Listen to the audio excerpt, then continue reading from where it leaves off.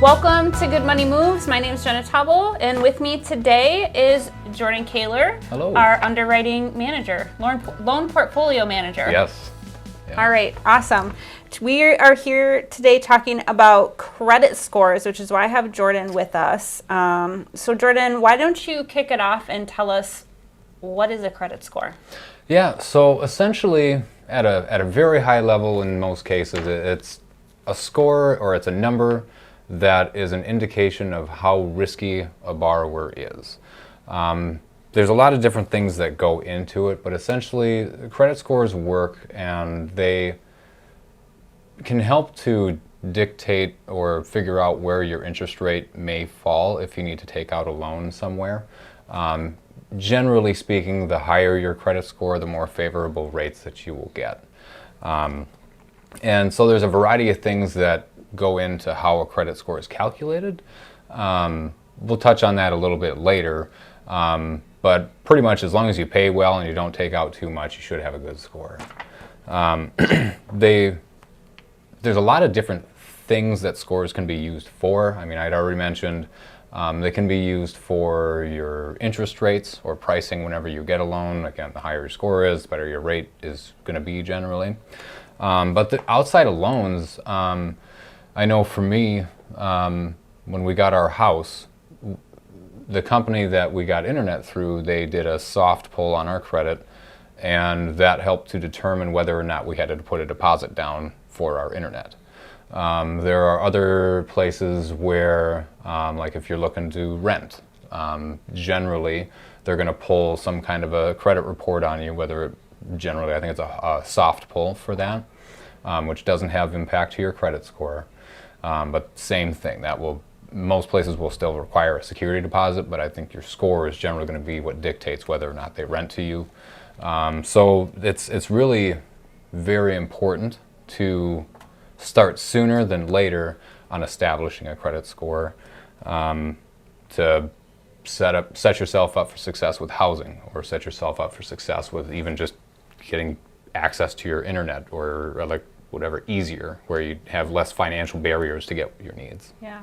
So it sounds like credit scores impact a lot of areas of your financial life. Oh yeah. Not just your interest rates, potentially. Mm-hmm. So you kind of touched on this a little bit, but what are the factors that actually influence and impact your credit score? There's got to be some like specific things that impact that. Yeah. So there are quite a few things that can go into what makes up your credit score. One thing to know that I didn't know until actually First Alliance taught me was that all it takes to get a score is 6 months of activity. So that after 6 months of activity of having a loan for 6 months, whether it's a credit card or whatever, will get you a credit score. Now, once you have a credit score, it's going to be real important to understand the factors like what you had talked about to go for what goes into your score, how much impact do certain actions have on your score. So like I had alluded to earlier, the biggest impact is going to be on how you make your payments. Make your payments on time, fantastic. Depending on what scoring model, there's a variety of scoring models, but in general, 35% of the weight of your credit score will have to do with how you pay on your loans. So if you have anything, as long as you make your payments, you make them on time, you pay your bills, 35% of the weight of your score will be positive. And so, you've got installment loans, but think beyond other bills think of sometimes it's really tough to pay medical bills. Once that gets sent to collections, that would impact your payment history because it's a collection. It shows that you are, from a credit perspective, like it's a collection, which is a delinquent account, leading to it would impact the payment history section of your bureau. Interesting. So if it's like a utility bill or to your point, a medical debt, the only time that those get reflected on your credit report is if you're not paying, essentially. So unfortunately, it doesn't help you, your credit score, if you're paying on time in those scenarios. So what is it specifically that does impact your credit score on a regular basis? Yeah, so that would be for just positive payment history on loans that are reporting on your credit report.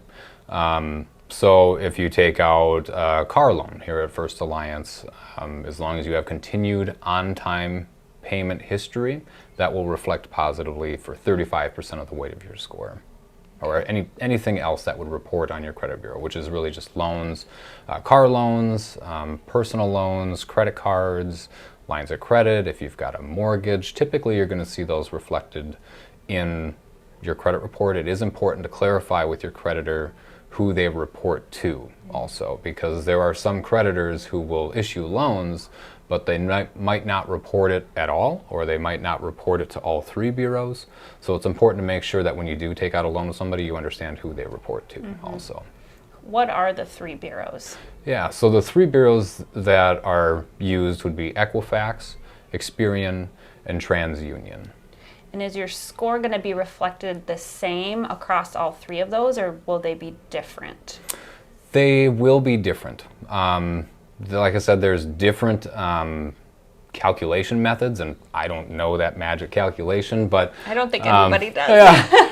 Yeah. So it will vary from one bureau to the next, and I understand Equifax, and again, I don't know all the magic calculations that go into it, but I have a pretty good understanding of how Equifax scores for credit scores. Awesome. So you mentioned that payment history is a big component of credit scores. What about how much credit you have, or the amount of time you've had? You mentioned 6 months to get a credit score. How does history play into your credit score? Yeah. So as for the length of history, so how long or your average age of your credit, that's going to make up 15% of the weight of your score. And so a good example of this is let's say you have one credit card. That's the trade line that you've got that you've managed your activity on. You've had it for 4 years. And then now you have just taken out an additional credit card. So now you've got 2 credit cards over 4 years. So the average time that's been open chops you down from 4 years to 2. So you want to make sure that the average age of your credit is longer rather than shorter. Because from the scoring model, it would suggest that you're taking out more credit over a shorter amount of time and decreasing the age of your credit, which is an indicator of more risk, so it will reflect negatively on your bureau the lower the average age of your credit is. So the longer you keep things open, the better impact that'll have on your score. And I know on a prior podcast we had mentioned how some creditors, if you don't use the credit cards, may close your card out. That's going to pretty much stop your credit card from increasing your average age of your credit, if that makes sense. So you want to make sure of the trade lines that you have open that you actually use them appropriately and continue to use them appropriately so that history doesn't end up getting lost. I had kind of made mention of the average age of credit. Another factor is going to go into your new credit. Generally, a good rule of thumb is you really want to try to take out less than 2 trade lines each year. Anything above that, you're really going to start to see that impact more negatively. But new credit accounts for 10% of the weight in your credit score also. So just be responsible with taking credit out. I know I've seen plenty of cases where people receive guidance of just take out credit cards. It's going to help your score.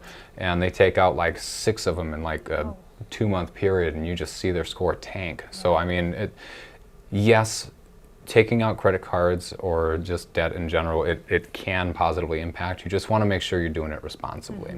And that's going to be how it's more positively impacted. So I know we've talked about payment history, we've talked about the average age of credit, we've talked about new credit. One other factor is going to be your credit utilization. So how that's essentially what it is how much of what's available to you in limits are you using? So to keep it simple, let's say you've got a card or some kind of revolving trade line, revolving being you can swipe it, you can use it, you can pay it down, you can keep using it and pay it down. That's revolving. So examples of that would be credit cards, lines of credit. And so if you've got a $1,000 limit, which is how much you can use that you have available to you, and if you've got a $500 balance that's reported on there, 500 over 1,000 would be 50%. So you're using 50% of your limit. And what we've found as a general rule of thumb, it's not, straight calculation, but in general, for each point of utilization that you increase, you'll see your score decrease 1 point accordingly. So if your utilization was at 50% and then you pay it down to 0, in theory, you should see around about a 50-point increase in your score. Oh, wow. And so it's a lot to be said with what we've seen is some places will issue really, really low limits.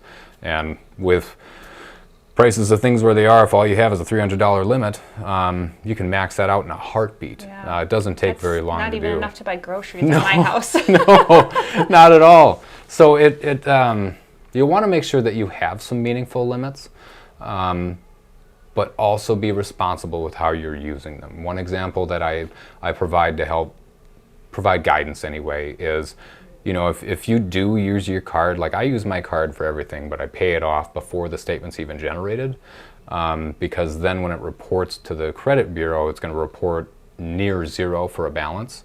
Although I've got my rewards and everything like that, it's going to report next to nothing for a balance, so it's going to report near 0 utilization, and still the positive payment history. It's going to show activity. It's everything like that. So that's what I always recommend for people for utilization standpoint. I mean, it's one of the fastest way to either really help or really tank your credit. Sure. No, that makes a lot of sense. So it sounds like maybe like payment history and credit utilization are maybe the biggest factors in managing your debt well. Yeah.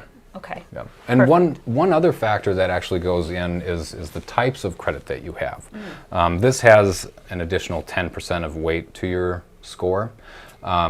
What it means by types of credit. The bureaus generally categorize it in 3 different sections. One is going to be installment, one is going to be revolving, and the other is going to be mortgage.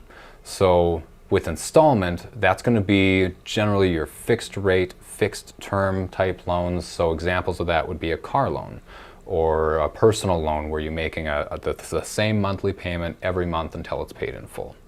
Those are a couple examples of installment. Revolving, like I talked about a little bit ago, is going to be your credit cards. It's going to be your line of credit. Home equity lines of credit, it depends on how the creditor reports it. If they report it as revolving, it will impact your utilization. If they report it as mortgage, it won't. And then, like I said, the third part is mortgage, which would be if you are a homeowner and have a traditional mortgage that's reporting. That's going to be any home equity loans that you might take out, or again, any home equity line of credit, just again, depending on how the creditor reports it. So interesting. The bigger mix you've got, and the more appropriately you use that, the best chances you've got at joining the 800 club, they'll say. That gold standard where you want to be. Yeah. Awesome. So what are maybe some like tips or even products to start somebody off with when they're just brand new to building their credit? Yeah, so we have a few products here at First Alliance to really help people jumpstart in getting a credit score. So for somebody who has 0 credit history and down the road you're like, I'm thinking I might want to buy a car, you've got some kind of a goal in mind. We have a couple products where first off would be our credit builder loan, and essentially what that is it's an installment loan, and the loan funds a certificate of deposit which is used as collateral, and then once you pay the loan off, the funds from the certificate of deposit, once it matures, are available to you. So if your goal is to get a car loan down the road and you've not saved money for down payment or something like that, that's an excellent tool to accomplish that goal, because at maturity you'll have funds for down payment, which generally helps with car loans is having down payment. I really like to couple that with, depending on the borrower and their story, because at First Alliance we really lean in on people's stories. But if what we have to offer would be, say, the secured credit card, I would highly recommend coupling a secured credit card or just a regular credit card if you can get approved for a regular credit card. Coupling that with your credit builder, because if you talk about all the metrics that go with building someone's credit score, you'll have, assuming positive payment history, you'll have 35% of the weight being positive payment history. You'll have established a credit mix. We said that's 10% of the weight of your score. You use your credit card appropriately. That's going to go for 30% of your weight of your credit score with utilization. You don't take out any other debt. You're not going to. That'll be your 2 trade lines in a year. So you just, all of those things with those 2 products coupled together have a huge impact on making a score. I have seen instances of people doing that, and then once they come back, say, I don't know exactly, somewhere between 6 and 12 months later, they have had scores in what we grade as A, which would be 721 or higher, but generally I've seen them somewhere in the 740, and I've seen a couple instances someone has a 760 just in relatively short credit history time frame following the guidance that we've provided. That's awesome. It's amazing. Yeah, and that'll get you generally, again, depending on which place you go to here, that would get you the best interest rates that we have to offer. Yeah.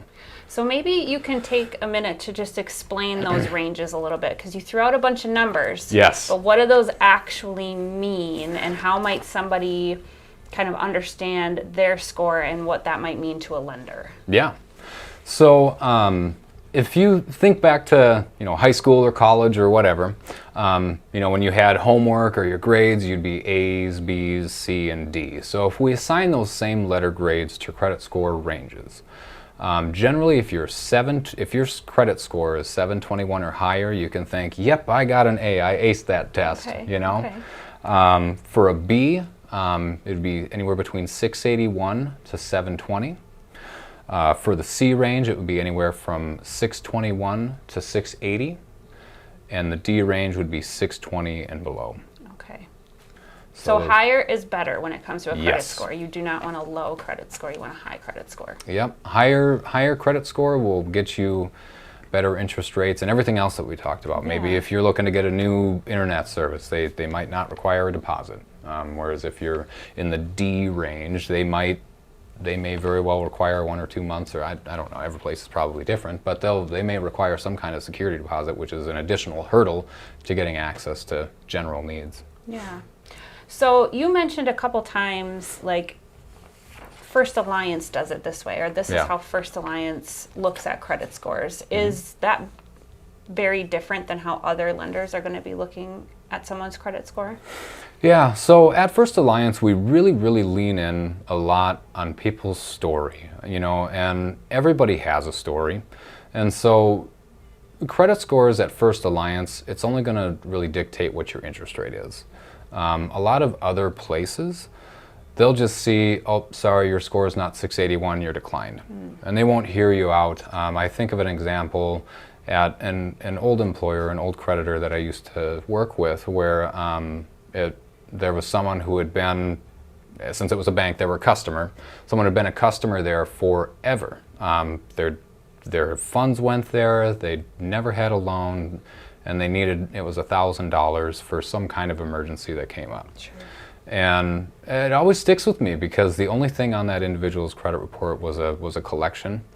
And but he had been such a good customer, it's like, and I was first getting into lending there, and I asked my boss at the time and if there was something that we could do for him, and pretty much was like, sorry, nope. And I had to tell this person who had been a customer there for however long, say, sorry, we can't give you $1,000.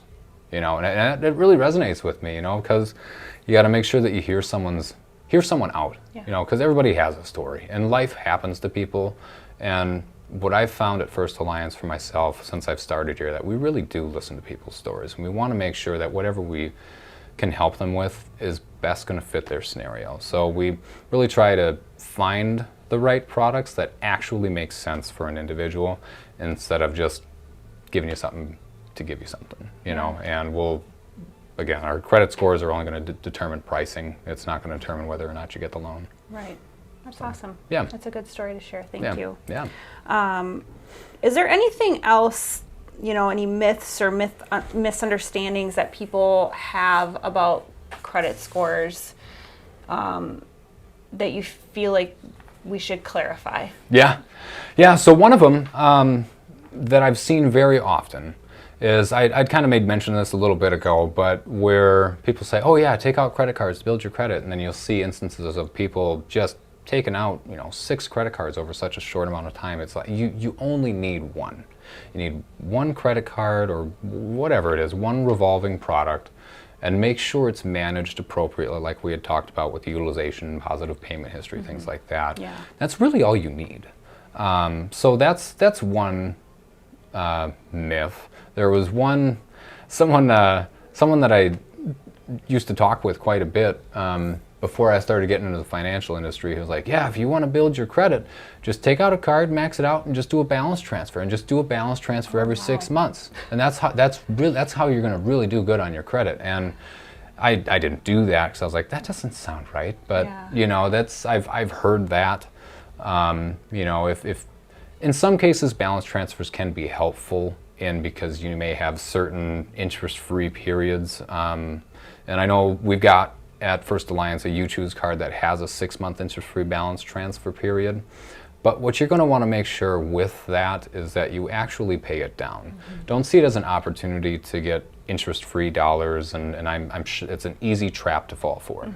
Mm-hmm. But use it as an opportunity to aggressively pay down. Again, knowing that the more you pay it down, the lower your utilization will be, the higher your credit score will be.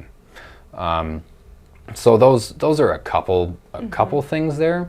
One other common myth I think that some people have is if you have a credit card, you need to have a balance. You don't have to carry a balance. If you carry a balance, you're going to pay interest. Mm-hmm. It's going to impact your utilization. Like what I had said, I pay mine off even before the statement's generated. Just keep a close eye on your spending so you know what you're spending. Right. And if you know how much you spent, you can pay it off before you can make your payment whenever. Mm-hmm. I know places may have your payment due on this day, but pay beforehand. Just pay it off. Yeah. Doing that, the creditor is going to report activity. And so when you swipe your card and you pay it off, it's still going to show activity even if it shows no balance on your credit report. And if you show activity and no balance, you've got 0% utilization. So from your utilization perspective, it's the least risk, so you would anticipate a higher credit score there. Interesting. So, awesome. Yeah. Well, we are at time. Yeah. Thank you for all of this amazing information. Yeah. I think our viewers, listeners have learned a lot. I learned some new things. Sweet. Even. So awesome. Thank you. Yeah, Jordan. You are welcome. Glad to be here and help out.